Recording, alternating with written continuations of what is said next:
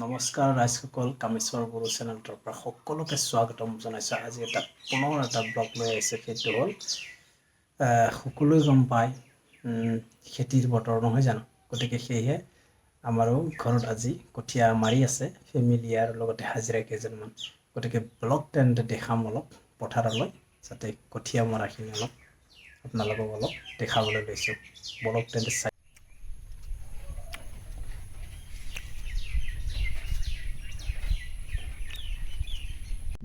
ৰাইজসকল, আমাৰ কঠীয়া ৰঞ্জিত কঠীয়া মাৰা আছে।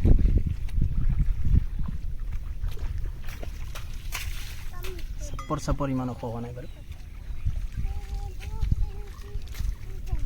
ও চুং এটা চা কি মাৰালি এৰাম 36 যোৱা বছৰ মাৰাখিনি কি কৰিলি পইচা যে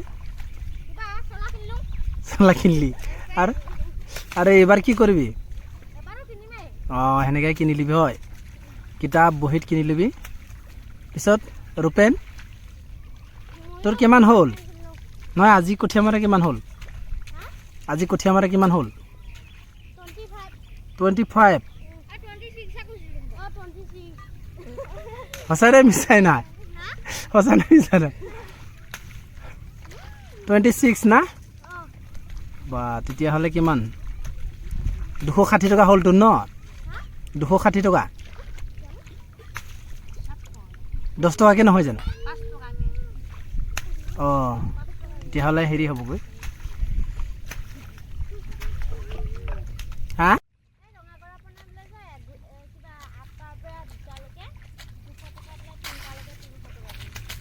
টাইম চিষ্টেম আৰু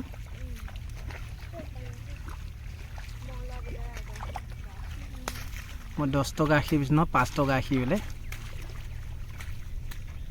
ৰূপেনৰ 130 টকা হৈ গ'ল ন? দে মাৰ এইখিনি খতম কৰ। আমাৰ এই বাইদেউজনী এনেহে খাই আছে, এইজনী খেলিহে আছে মদ জাপান চা শুনো। এইজনী খাবহে পাৰে আমাৰ।